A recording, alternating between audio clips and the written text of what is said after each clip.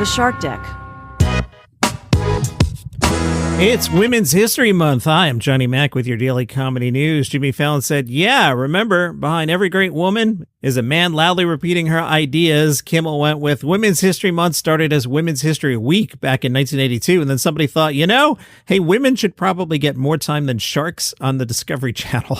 Jay Leno was on Kelly Clarkson. You may recall Jay had a couple accidents back to back. How's Leno looking? Well, he joked, for the second time in my career, I am the new face of comedy. Jim Gaffigan was on the Today Show. He's out promoting that movie. And he said now that he's a dad, he has flashbacks of his adolescent years. And like most teens, remembers thinking his parents were clueless. Jim said, you view your parents as these people that don't know what they're doing. They have nothing to offer. They're a burden in my life. He feels the pandemic left its mark not only on Jim's kids, but children in general, saying it was really, really devastating, particularly for teens. Jim said, there's a lot of problems that they deal with that other generations didn't necessarily have to deal with. It's so much easier to exist now with no empathy virtually, so people can say nasty things, and they don't see the reflection on someone's face or how they're processing it. Jim's going to go back out on the road with his current tour, Dark Pale. It's his 10th hour, and he said, so there's the creating and rewriting and filling in the holes of developing the material. You have to travel to do comedy. If I do too much, then I'm missing out on other things. But when I do stand up in the city, I can have dinner with my kids, which I think is a luxury from here. The headline, vegan comedian Tig Notaro to headline Comedy for the Animals March 12th. This sounds cool. A live comedy show featuring all vegan comics. Comedy for the Animals. Co-creator Scott Seven told Veg Out, your home for comedy news, Comedy for the Animals exists to be a community-building and animal rights activism-supporting brand. To that end, we donate a portion of each show's profits to a different charity. We don't select the charities ourselves. That choice is given exclusively to the headliner of each show. Our headliners do the show because they love the animals, believe in supporting animal rights activists, and have a charity they care about that they select for that show. The first Comedy for the Animals show took place in November. Plant-based comedians Mike Kaplan, who's fantastic, April Watershide, and Ash T, I'm not familiar with them, performed routines. This time they have Tig Notaro, and the article reminds us that Tig Notaro was listed as one of the 50 best stand-up comics of all time by Rolling Stone.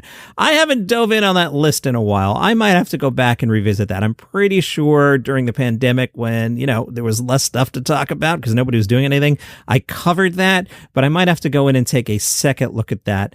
Is Tig in the top 50? Yeah. I don't know. If she is, she's got to be like 46, 47. Should we look? Let's look. Hold on. All right. This is from 2017. I think I'll do another weekend episode soon, re-commenting on this, but let's take a look real quick. 51 to Sykes. 49 Aziz. Yeah. You want to revisit that 5 years later? 48 Margaret Cho. Sorry, 6 years later. 47 Elaine Boozler. 46, Reggie Watts. Come on, no, come on. 45, Freddie Prinze. 44, Russell Peters. 43, Amy Schumer. 42, Phyllis Diller. 41, Bernie Mac. Geez, where do they have Tig? I'm not going to read the whole list because I'll spoil the thing. I'm scrolling down here. Where do you guys have Tig? This is insane, some of the names I've scrolled past already. 35. Yeah. Patton Oswalt's 34, in case you're curious. All right, I'm now inspired. That's going to be some weekend filler coming up. I haven't needed filler in seriously, over a year. I think last January was the time that I blatantly just did filler. There's been a lot to talk about. I don't know if you heard. Will Smith slapped Chris Rock. That kind of set off a year of comedy between him and Dave Chappelle. There's always something to talk about. Comedy for the Animals presents Tig Notaro, Sunday, March 12th, 2 p.m. at Dynasty Typewriter in L.A. Bert Kreischer was on Pardon My Take, and they asked him, do you still own Hitler's teacup? Do you know about this? Bert Kreischer and Tom Segura keep one-upping each other with birthday gifts. Bert tells the story. So the last time around, Segura was trying to find something more expensive than a race car. Segura calls Kreischer and says, hey man, can we rethink this birthday thing? I don't know what to get you. And I'm like, it's stressing me out. And he's like, send me a wish list. So he sent a wish list, and it was like a ranch house. Price point had to be in six figures. And then I was getting anxiety about his birthday, and I was like, this is ridiculous. So I said, why don't we just make it fun? The price doesn't matter. Just make it fun. Make it something that'll make us laugh and make it good for the podcast. And he was like, great. And then he said to me, I got your present. I think you'd be so excited. I know you're into history. Kreischer says, everyone knows I'm really into Winston Churchill. Like, he's my guy. I celebrate Winston Churchill's day every January 24th or 25th. And I live like he did for one day. I wake up with a soft scotch, a cigar, eggs, toast, coffee, orange juice, jam, fruit, bacon, the whole thing in bed. I stay in bed for about 3 hours, drinking and smoking. I'm reading the paper, taking meetings. I had my whole team in there this year, 3 hours. Then I take a bath. I have some champagne. I drink all day. I party, and I end the night with another cigar, some brandy. So Segura brings out a cup. He says, I got you this. And I think, oh, he got me Winston Churchill's tea. I was like, this guy knows me so much. He's better than my wife. And I grab it. And he says, there's a 99% chance that Hitler had drank from that cup. Happy birthday, buddy. And I'm like, what? And he goes, yeah, that's Hitler's teacup. I can't stop laughing. I'm like, this is the worst gift ever. And he's like, but I know you like history. So like 2 weeks later, we've released the podcast. It's after my birthday. My sister calls me and says, hey, can you drive a skateboard over at my house? I go, yeah. So I get on my electric bike with a skateboard.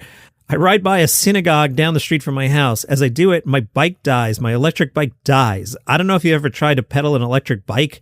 They go really slow. So now I'm pedaling an electric bike past the synagogue. I see a Jewish family, Hasidic Jewish, Orthodox Jewish, walking towards me. They get out of the bike lane into like where the cars are parked.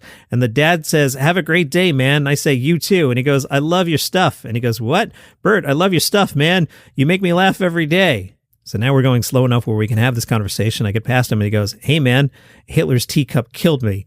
And I'm like, that did not just happen. Welcome to How to Tickle Yourself. I'm your host, Duff McDonald. And I'm your co-host, Matt McButter. We'll be talking to people who specialize in different ways of inhabiting their own consciousness, from artists to yoga teachers to scientists. We've even got a professional magician. We're going to ask them questions like, what is consciousness? Why does it tickle? And what is magic anyway? Is it just card tricks, or is it the fact that your little speck of consciousness is part of a perfect possibility machine? Find us wherever you get your podcasts and at storicmedia.com.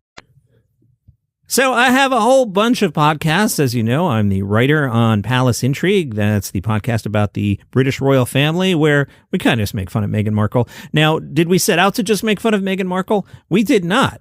I just wanted to do something that was like The Crown in real time, and then Megxit happened, and I do get the download numbers, and I'm telling you, if I put in the episode title, Kate Middleton, blah, blah, blah, I get fewer downloads than if I write Harry and Meghan, insert anything here. Harry and Meghan, they move the numbers. Just like on this podcast, I very openly, maybe twice a week, talk about Joe Rogan just to get more downloads.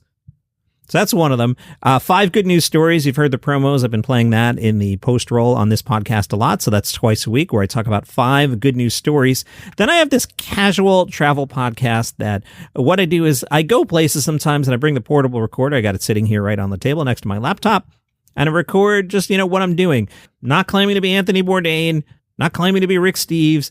I'm a dude in a car with a portable recorder and I go places. So the new season starts today. Season 3 of Travel is Back is the name of the podcast. Travel is Back.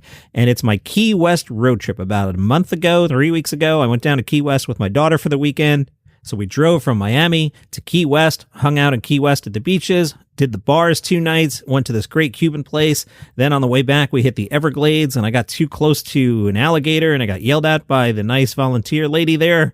So check out Travel is Back wherever you get your shows. True story. As soon as I finished recording yesterday's podcast with the whole Ryan Hamilton thing at the top there, the next thing is I recorded the Weekly Comedy Thing. The Weekly Comedy Thing is a show I host for the Live One app. The app is free. The show is free.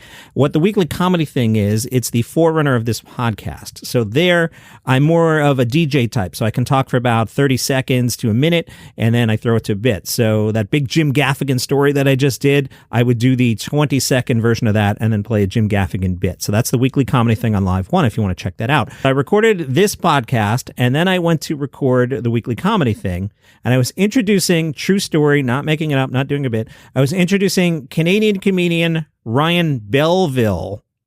And as I did it, I misspoke and called him Ryan Hamilton. Now luckily I caught it and I was like, maybe that's what's in my brain. Although I don't think so, because I know who Ryan Belleville is. I mean, I know who Ryan Hamilton is. I just don't know where he's from. He's from what? Idaho?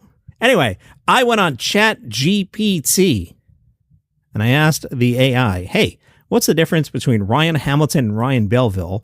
And the chatbot tells me Ryan Hamilton and Ryan Belleville are both comedians, but they have different backgrounds and comedic styles. Ryan Hamilton is an American comedian from Idaho. Thank you, chatbot. He's known for his clean, observational humor that focuses on everyday life experiences. His comedy is often compared to that of Jerry Seinfeld. See, I said that yesterday.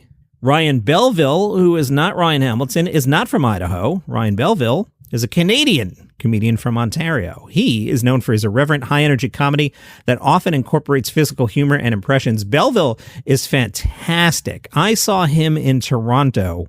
Anytime I talk to y'all about comedy festivals, you hear me say, go see the locals, go see the smaller shows.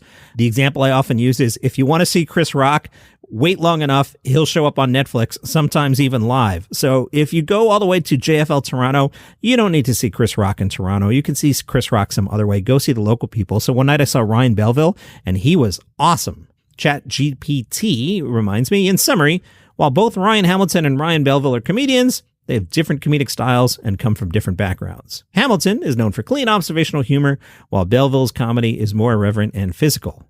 Ryan Hamilton is, of course, from Idaho. Andrew Santino and Bobby Lee, they're going on tour 32 cities from April until June. It kicks off April 12th in Oklahoma City. Other cities include Detroit, Atlanta, Seattle, and their final gig will be June 25th in Munhall. Where is Munhall? So I typed Munhall into Google. What's coming up is Munhall is a borough in Allegheny County, Pennsylvania. It appears to be a suburb of Pittsburgh with a population of 10,827. The Guardian caught up with Miranda Hart. Can you recall a gig so bad it's now funny? She said, I remember doing a sketch show that I found funny at the time. There were about 15 people at a 300-seater and stony silence the entire way through. We didn't know whether to just stop. I had to go in the audience for a sketch and sit on a man's lap flirtatiously. And when I did, he just said, no thanks, and passed me on to somebody else. Best heckle? You're not as tall in real life. You don't know quite what to do with that. Best advice, worst advice. Best. The divine Deborah Francis White once said in a workshop I did with her, don't fear your obvious. A joke or an idea can seem so obvious to you that you might fear it not worthy, but it's only obvious to you, so it's still unique. I wonder her thoughts on beating to death Ryan Hamilton is from Idaho. What's the worst advice? It's all very well being a bit funny, but you can't make a living out of it. Actually, it ended up being the best advice, as I wanted to prove them wrong. And I'll leave you with this visual from Miranda Hart. Any pre-show rituals? Her answer, a banana and a poo. You're welcome. I know you're thinking about it. You're very welcome. That's your comedy news for today. Follow the show for free on Apple Podcasts, Spotify, YouTube. See you tomorrow. Who doesn't like vacations? Do you need some inspiration for your next road trip? Are you excited to get out there and explore the world again? Hi, I'm Johnny Mac. My podcast is called Travel is Back. Travel is Back is travel for regular people. We hop in the car, we fly coach, we use our miles, we eat at normal places, we stay at normal places. So what I do is I hop in the car and I grab my portable recorder and I go somewhere. Season 3 kicks off with a road trip to Key West. You can check out the back catalog. There are popular episodes covering Chicago, Nashville, Vancouver, Seattle, a whole bunch more. Travel is Back, road trips for regular people. Follow the show on Apple Podcasts or wherever you get your shows. These are quick, these are casual, and it's for regular people like you. Travel is Back.